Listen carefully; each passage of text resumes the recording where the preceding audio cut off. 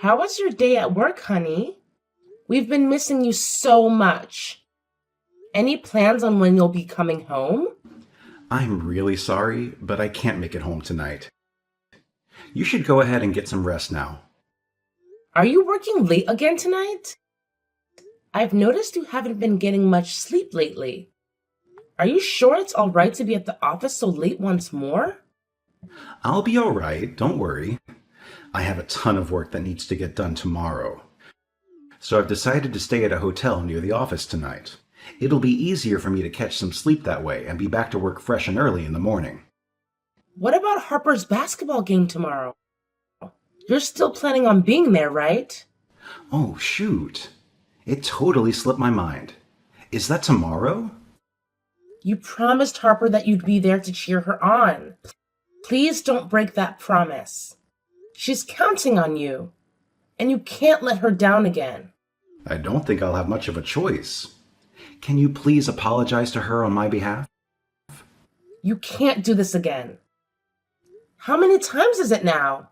This is becoming a pattern with you.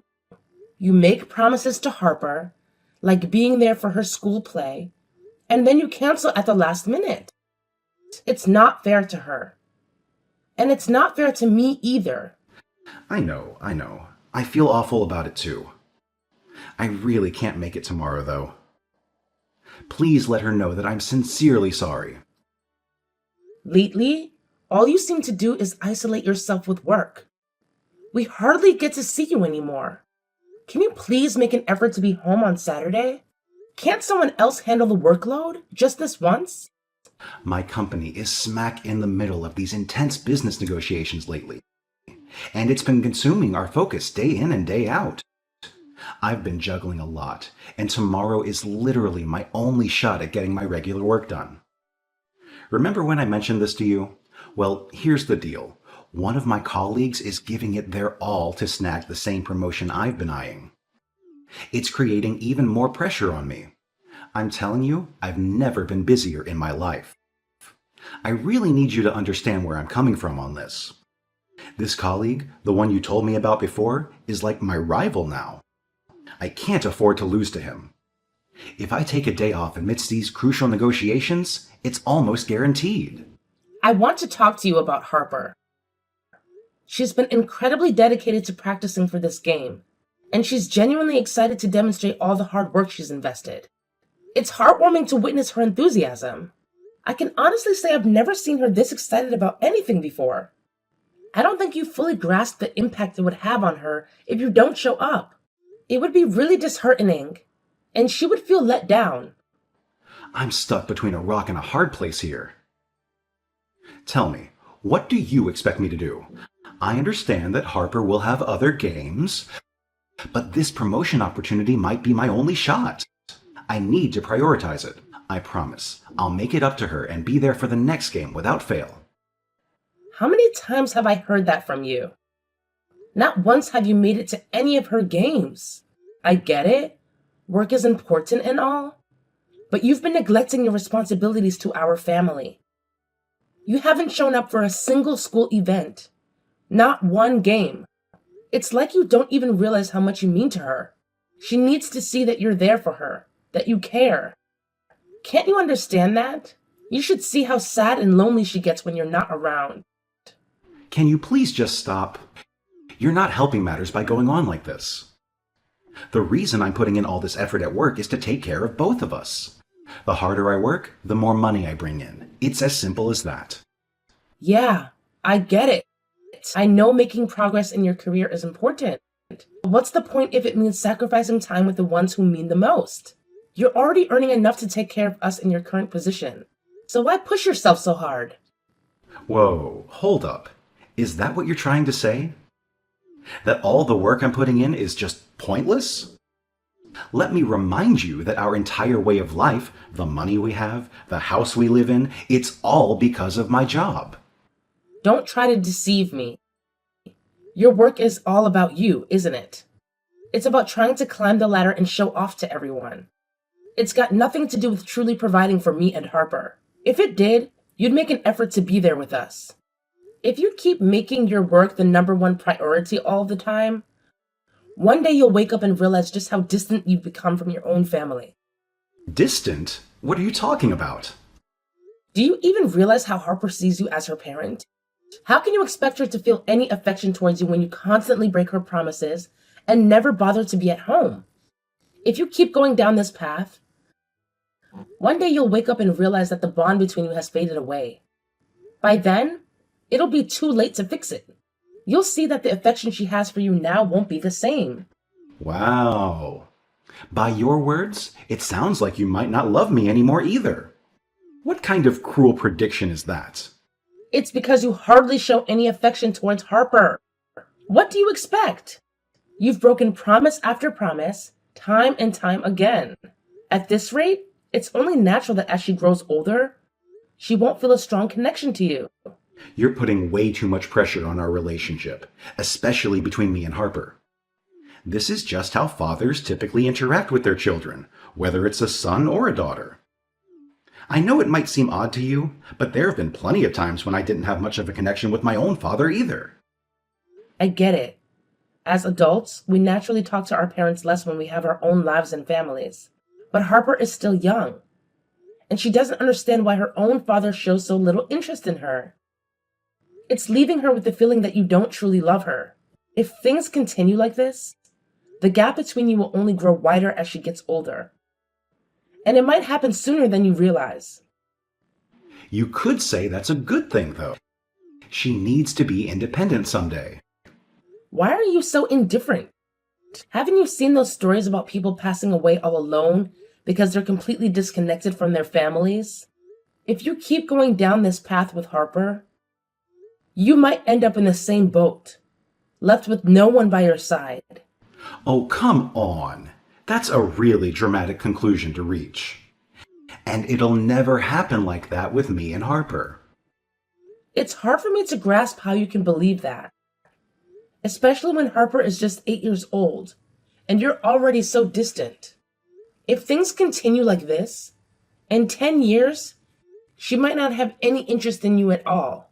How can you be okay with the idea of not having any kind of relationship with your own daughter? Of course I'm not okay with that. I do want us to have a good relationship. Really? If so, please think about what I've said. Think about your relationship with Harper and your behavior towards us as a family. I'm not at all saying that you should give up on your dreams and ambitions with your career. Please try to find a balance that allows you to spend a little time with Harper. No, I understand. Maybe I have been a bit too single-minded about work. I promise I will make more of an effort to be there for Harper's games. I'll try to set aside more time to be with the two of you. Thank you. I will tell Harper that you won't be able to make it to the game tomorrow morning. Will you at least mind calling her before the game to wish her luck? That way, she at least hears from you. But I know your encouragement would mean the world to her. Yeah, I can do that. What the hell? Why are you blowing up my phone? I told you not to contact me while I'm at work. I'm in the middle of an important meeting. I'm sorry, but it's an emergency. Something terrible happened. Harper was hurt in an accident. You need to come to the hospital right now. What happened? Is she okay? Someone on a bicycle ran into her. Are you kidding me? It was just a bicycle accident? Don't contact me about this kind of thing unless it's serious. But she was bleeding. Yeah, that happens in minor accidents, the same as major ones. You are totally overreacting to a bicycle accident. These things happen. I'm telling you, it wasn't just a bike accident. If you would just listen to me for a second, you need to come to the hospital. I'm not leaving work for something as small as this. Do not bother me at work for this kind of thing. I have to go back to the meeting now. You can take care of this yourself. No, wait. Please don't ignore me. You don't understand. I'm finally done working for the day. I'm sorry about earlier. Like I said, I got your calls in the middle of an important meeting. I thought something major might have happened. I'm heading to the hospital now. How is Harper doing? Don't bother coming. You've said and done enough. The last thing I want right now is to have to see your face. Come on, don't be upset with me. Maybe I shouldn't have said what I did, but I've asked you not to bother me at work. Yeah, right. I interrupted your big important meeting. Was it really so important? It really was. That's why I got so angry. How far I can go in my career depends on the success of every business meeting. Is it so impossible to put our daughter first? Even once? What exactly would you have me do? Drop everything for every single phone call or text? Regardless of the time or of the situation?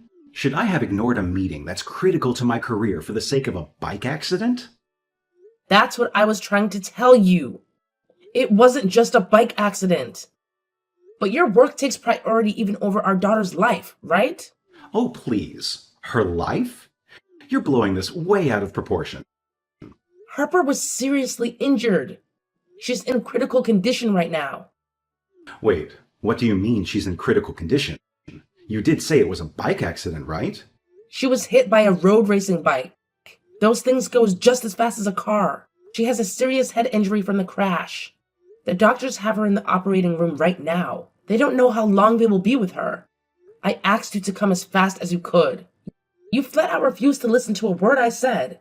No, this can't be real. This is some kind of sick joke, right? What about the basketball game? The game ended a long time ago. And of course, you didn't call her. Just more broken promises. She waited all morning for you to call her. Crap. I'm sorry. I forgot that I said I would call her. That's all you can say? You forgot? You always forget. But I bet you never forget anything at work. I got caught up in doing some work all night and didn't go to sleep until nearly dawn. I remembered at around 3 p.m. that I was supposed to call. Really, I meant to call her. It's always the same with you. Always ready with a lame excuse. You refuse to see that it is Harper who gets hurt by all your cancellations and broken promises. She was fighting back tears when we left for the game. I wanted to be there. I was planning on going to one of her basketball games as soon as I had a little free time. Stop making excuses. It's your fault that she was in the accident in the first place. Me? How is it my fault? She wanted to make a stop on the way home after her game was over. She asked if we could go to the sweet shop near our house. The one with the locally made dark chocolate that you like? I know it. But Harper doesn't really like most of what they have there. What did she want there? She wanted for you to care about her. She wanted to buy you the chocolate that you love so that you would pay attention to her. She wanted to go for me? The accident happened on the way back home. If you had been to the game like you promised, she wouldn't have felt the need to try and buy your attention. That's all I can think about right now. She is hurt right now and wouldn't be if you had just kept your promise. That's ridiculous. This has nothing to do with me. Why did you let her go to the sweet shop on her own? She's hurt because you weren't watching her like you should have. I was walking behind her the whole time. Don't try and lecture me about something you didn't even see. The bike rode straight through a red light without ever slowing down. There was nothing that I could have done. Believe me, I wish there was. And let me guess. Next, we're going to say it was Harper's fault for wanting to go to the sweet shop in the first place. You should have at least held her hand. Who lets a kid her age walk by themselves? She's not a baby anymore. You might have noticed that if you had anything to do with raising her. And since you have never taken part in raising her, you don't get to say things like that to me. She may not be a baby, but you should still be holding her hand and keeping her safe. You do know that she is 8 years old now, right? We are well past the age where she needs her hand held all the time. She goes to school and walks home by herself. She rides her bike to her friend's house all the time. It's idiotic to say that she still needs her hand held all the time. It just shows how detached you really are from her life. Look, I'm sorry. I didn't mean it that way. I shouldn't be trying to put the blame on you. I'm just panicking. Does panicking make it okay to accuse me of neglecting my daughter? I've heard that in situations just like this that people show their true nature. I guess now I know how you actually feel about me. I'm glad I finally understand. You want to relieve yourself of any blame by putting it all on me. No, that's not it. I don't believe you. Have the doctors said anything else about Harper? Is she going to be okay? Hey, why aren't you responding? What happened? How is Harper? Any improvement? What do you mean? You haven't had any interest in your family before this. Why would you suddenly care now? That's not true and you know it. I've been so worried about her that I can barely focus on anything. I haven't been able to get any work done for the past 3 days. Have you spoken to your parents in the last few days? Unlike you, they rushed to the hospital as soon as they could when they heard she was injured, and their home is further away from the hospital than your office is. Yet they still managed to beat you here. I know. I was wrong. How many more times do you want to hear it? I didn't react when you slapped me because I know I deserved it. Do you remember the looks on both of our parents' faces when you finally arrived? I hope their cold looks made you feel unwelcome. It was a relief when your mom and dad kicked you out of the room. They just wanted me to give you some space and told me to try not to upset you for a little while. Dad said you were angry enough without me being in the room and to just let you be. Your father said that, did he? If you had stayed in the room any longer, I don't think I would have been satisfied with just slapping you. Look, I know you're upset with me, but please come back home. Let's talk about this in person. Besides, your parents' house is even further from the office. It would be easier for you to visit Harper if you came back home. Absolutely not. I told you. Your face is the last thing I want to see right now. I can handle the commute from here. But I can't take care of this house forever on my own. I don't know what I'm doing trying to take care of the house. At a time like this, you're worried about who is going to take care of household chores? Surely you can manage to take care of things as simple as sweeping and laundry on your own. I can't believe this. I am so fed up with you. No, that's not what I meant. I just meant that the house should be clean for when Harper comes home from the hospital. As far as that goes, the state of the house doesn't matter. She's not going back there when she is released from the hospital. If you are worried about the house being dirty, you should probably learn how to take care of it yourself. What? What do you mean Harper won't be returning here?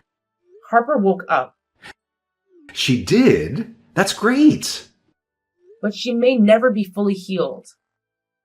The doctor says she will likely have ongoing problems as the result of her injuries. Ongoing problems? Like what? She has a memory disorder now.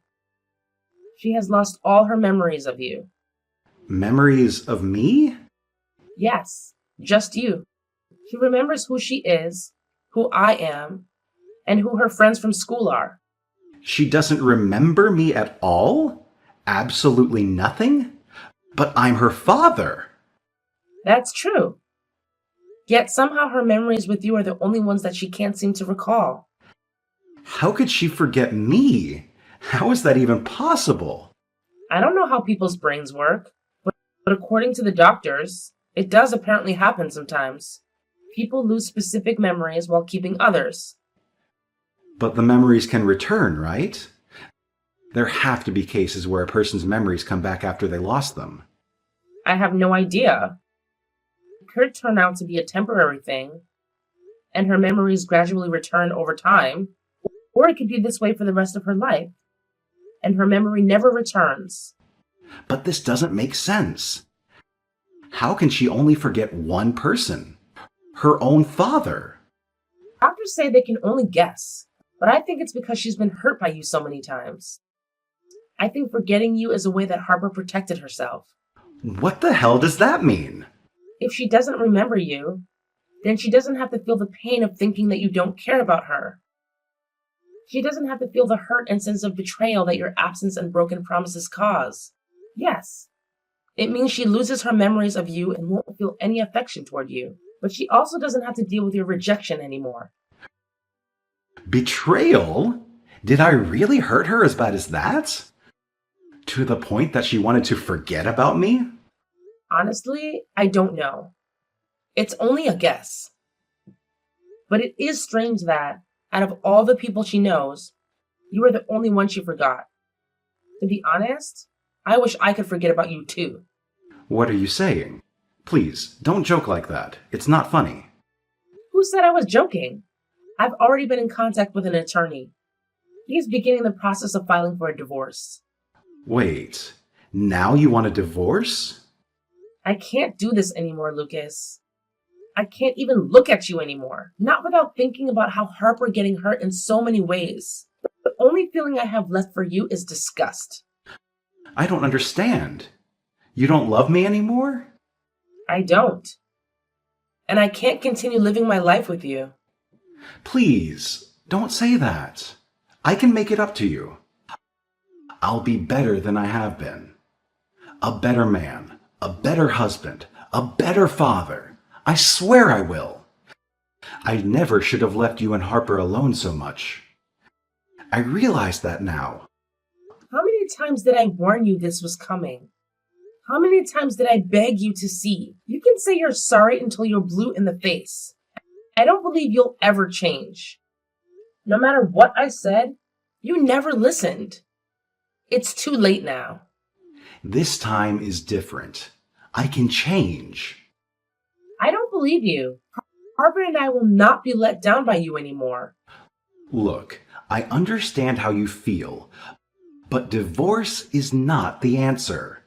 I don't want to live without you. Whether it happens now or somewhere else down the line, it will happen. It would be impossible to fix this. We can't go back to being the family that we were before. Our family will be torn apart. That's not true. I don't feel any love for you anymore. Not after this. And to Harper, you're already just another stranger on the street. The family we were is gone. Please, I'm begging you. Don't cut me out like this. Please don't kick me out of my own family. You were the one that purposefully isolated yourself from our family and focused solely on work. If anyone cut you out of the family, it was you. The inevitable result of your decision to isolate yourself is that your child would forget you. I divorced him not long after that. Both his parents and mine supported me in the divorce, even though he fought me every step of the way. But eventually, our families were able to talk to him into seeing reason and agreeing to the divorce. I received child support money from him every month to help raise our daughter. I heard that ever since he started having to live alone, he hasn't been able to focus on his work at all. His work performance dropped drastically after he lost a fierce competition with his colleague. He fell into depression that started his life on a downward spiral. And he ended up leaving his career behind altogether. Just for Harper, she was released from the hospital and has recently been able to start walking to school on her own again. The doctors were worried that there may be damage to her brain that they weren't able to detect. But so far, she has had no problem returning to her studies. She smiles more and is livelier than she ever was before her accident. She has not mentioned or asked about her father even once. Either she simply doesn't remember, or she is trying not to remember him. It's impossible that she will never remember him at all. But as long as she is happy, that is all that matters to me. That's all I have ever wanted for her.